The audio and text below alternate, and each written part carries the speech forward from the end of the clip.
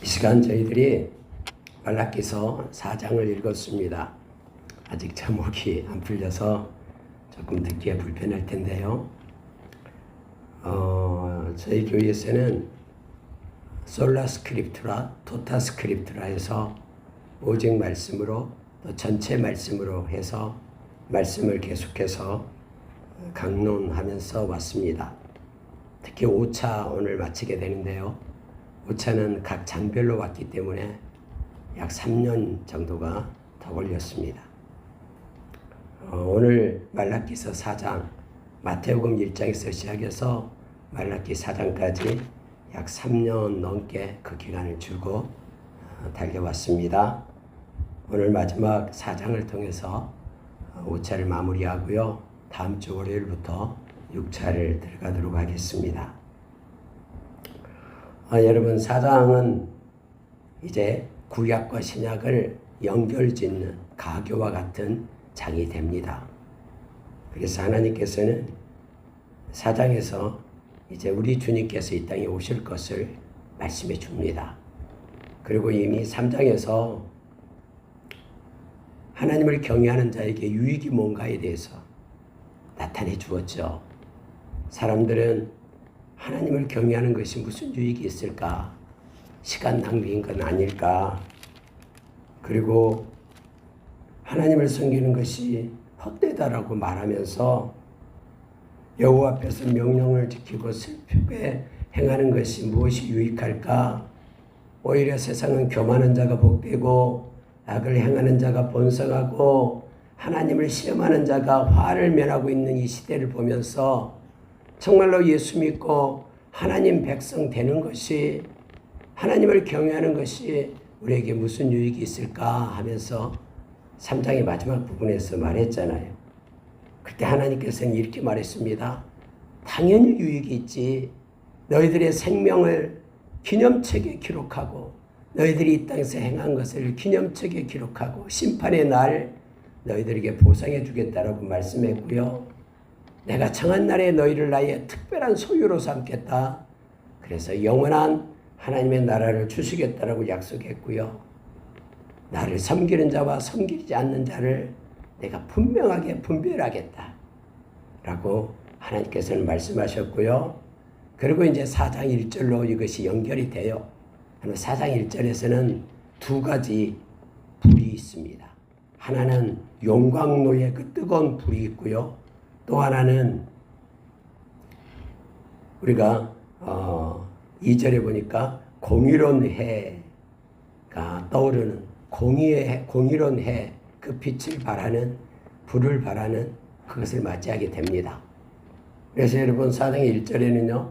용광로 불인데 그것은 날이 이를 때 온다라는 거예요. 하나님의 정한 때에 오기 때문에 지금은 그 용광로의 불이 임하는 때가 아니기 때문에 교만한 자, 악한 자가 그렇게 그들이 앞에서 활동하면서 조롱하고 미혹한다라는 거예요. 그러나 하나님의 정한 때에 용광로의 불에, 즉 하나님의 진노의 불의 심판이 그에게 있다라는 것을 1절에서 말해주고 있는 거예요. 거기에는 교만한 자와 악을 행하는 자는 지푸라기가 될 것이다 라고 말합니다. 용광로 불 속에 들어가는 지푸라기와 같은 아주 연약한 그런 존재로 심판을 맞이하게 될 것이다 라는 거예요. 그러니 악인의 형통함을 부러워하지 말라라고 말합니다. 교만한 자의 행포를 부러워하지 말라라고 말합니다. 하나님의 심판의 때가 있는데 정한 때가 있다라고 말하고 있는 거예요. 그 이르는 날에 그들을 살라서 그 뿌리와 가지를 남기지 아니할 것이로되 라고 말합니다. 여러분, 뿌리가 살아있어야지만이 건나무가 때로는 꺾여진다 하더라도, 나무에 상처가 있다 하더라도 뿌리가 살아있으면 새 우미 돋고 새 가지가 납니다. 근데 그때는 근원이 마른다라는 거예요. 그래서 영원한 벌에 처하게 됨을 알게 합니다. 가지가 또 표현하는데 모든 열매는 가지에서 맺습니다. 여러분, 아무리 나무가 무성하고요, 이파리가 많다고 해도 그 몸뚱이인 나무만은 거기에서는 열매가 맺지 않아요. 열매는 가지에서 맺어요. 그런데 하나님께서요, 여기에서 말씀하신 것은 모든 열매가 없다라는 거예요. 뿌리가 마르고 가지가 말라서 그렇게 하나님의 혹독한 심판이 있는데 교만하는 자에게, 악을 행하는 자에게 그렇게 있을 것이라고 말합니다. 이렇게 하나님이 말씀하시면서 어떻게 유익이 없다라고 얘기하느냐? 하나님의 경외함에 말씀을 가지고 삶에 왜 유익이 없다라고 말하느냐? 라고 지금 주님은 말씀하고 있습니다. 그러면서 나를 경외하는 자는 2절에서요. 내 이름을 경외하는 너희에게는 공의로운 해 떠올라서 치료하는 광선을 비추리니 너희가 나가서 외양간에서 나온 송아지같이 뛰리라 라고 말합니다. 물론 여기서 공의로운 해는 예수 그리스도를 나타냅니다. 뿐만 아니라 하나님을 경외하는 자에게는 하나님께서 의로운 해 떠올라 공의로운 해가 떠오르게끔 그리고 비춰주게끔 마치 모든 것이 해방되고 자유를 누리게끔 외양간에 갇혀있던 송아지의 문이 열릴 때 너무나 고대하고 기뻐서 밖에 나가는 그것 때문에 자유를 얻은 그것 때문에 막 뛰어나와서 뛰노는 그러한 송아지처럼 그렇게 행복한 자유를 누리게 될 것이다라고 말합니다. 지금은 조금 힘들고 어렵더라도 그러니 우리 주님 오시고 우리 주님께서 주시는 그러한 자유와 평안을 누릴 때가 임할 것이기 때문에 경외하는 자에게 유익이 없다고 말하지 마라 라고 하나님께서 말씀하십니다. 우리는 삶의 단면을 보고 살아가는 이들이 아닙니다. 궁극적으로 하나님의 자녀들은 부족함이 없습니다. 순간적으로는 부족하고 다른 사람보다 더 나약하게 보이지만 하나님을 목자로 삼느니 우리 주님을 목자로 삼는 양들은 내게 부족함이 없으리라라고 고백한 다윗처럼 궁극적인 부족함이 없이 하나님의 예비하심 가운데 우리가 들어가게 됨을 알게 합니다. 예수님께서 마태복음 25장에서 내가 오면 오른편에 양떼들을 왼편에는 염소떼들을 분리시킬 것이다 라고 말하죠. 섞여 있을 때는 모두가 다 구원받은 것처럼 그렇지만 그러나 우리 주님이 오셔서 공의로운 해가 떠올라서 주님을 만나게 될 그때에 오른쪽에는 영원한 영생의 길로 가게 되고 왼쪽은 영벌에 처하게 됨을 예수님께서는 우리에게 말씀해 주셨습니다. 여기서도 동일하게 그래서 현재의 삶이 때로는 고달프고 어렵더라도 예수의 제자로서 하나님을 경외하는 하나님의 자녀로서의 삶을 끝까지 갈 것을 성경은 요청해 주고 있습니다. 그래서 여러분 이 4장 마지막에서 공의로운 해가 바로 우리 주님을 나타내고 신약으로 연결되어 이제 우리 주님이 이 땅에 오셔서 모든 죄와 사망의 법에서 저와 여러분을 해방시켜 생명의 성령의 법으로 우리를 인도해 주시는 우리 주님을 만나게 하십니다. 저와 여러분이 이미 우리 주님을 만나고 그래서 주 안에서 해방된 자로 자유를 누리는 자로 진리를 알지니 진리가 너희를 자유케 하리라는 그 진리 되신 주님 때문에 우리가 평안을 누리는 삶을 살아가게 됨을 알게 합니다. 여러분 그럼 악인은 3절에서요. 또 너희가 악인을 밟을 것이니 그들이 내가 정한 날에 너희 발바닥 밑에 재와 같으리라.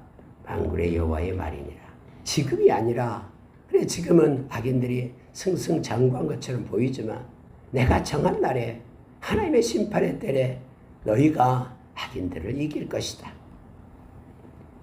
지금은 조롱받고 때로는 업신여김 받고 그래도 내가 정한 그때 악인은 재와 같을 것이다. 너희들이 밟는 재와 같을 것이다 라고 하나님께서 말씀하시면서 무엇이 유익이 있냐라고 예수 믿고 믿음 가지고 사는 것이 무엇이 유익이 있냐라고 말하지 마라. 주님께서는 그렇게 말씀을 하십니다. 4절 보겠습니다.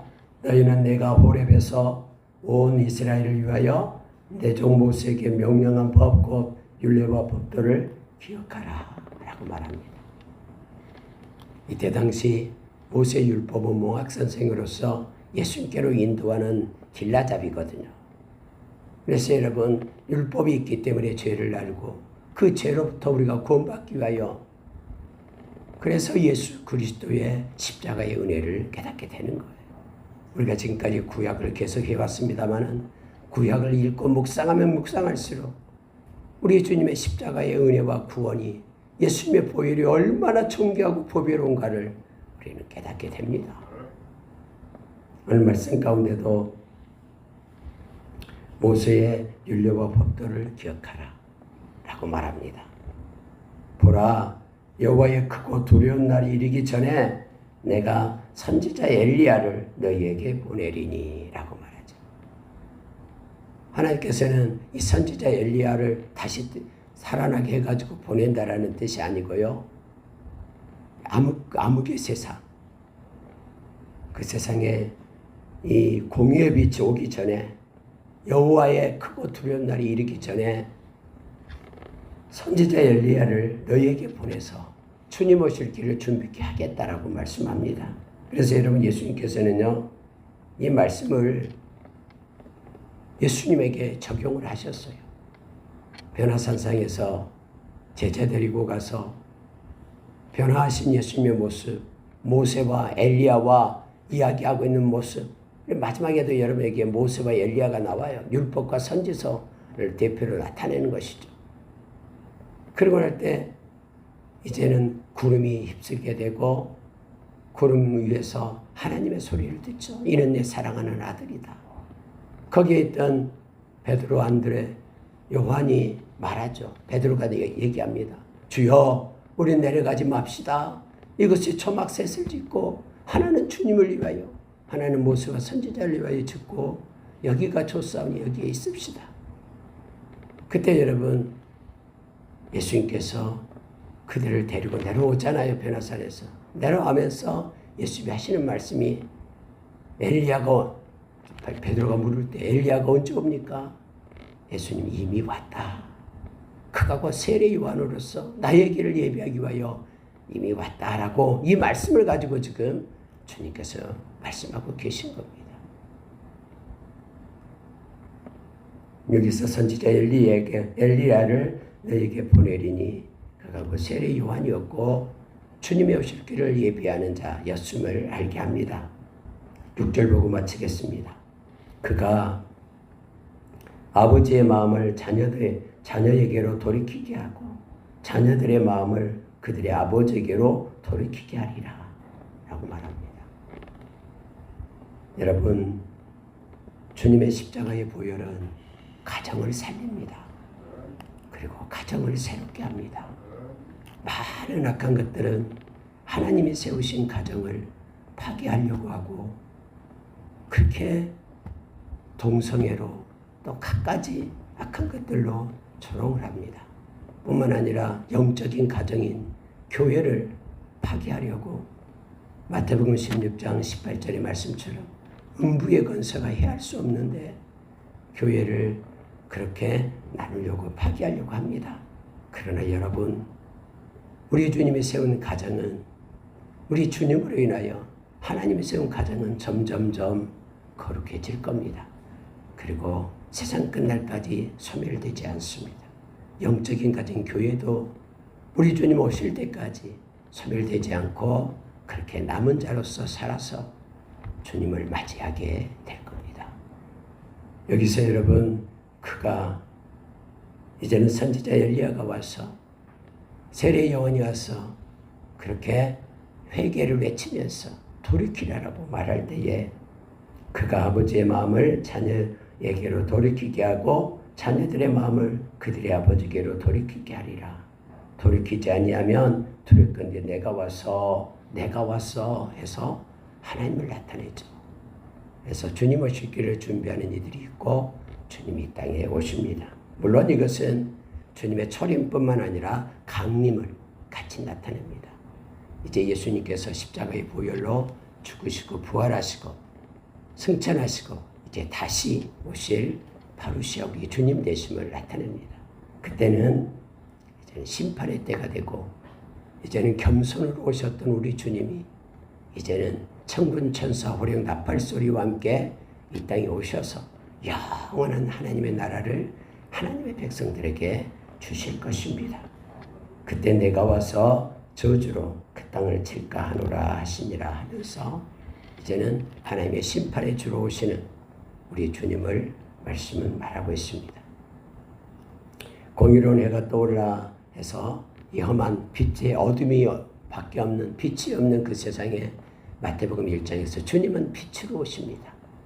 그러나 어둠은 빛을 몰아내고 빛을 받지도 않고 그러나 영접하는 자, 곧 내 이름을 믿는 자들에게는 하나님의 자녀되는 권세를 주신다라고 성경에 그렇게 말합니다. 요한복음 1장에서 빛으로 오신 우리 주님을 말씀해 주고 있죠.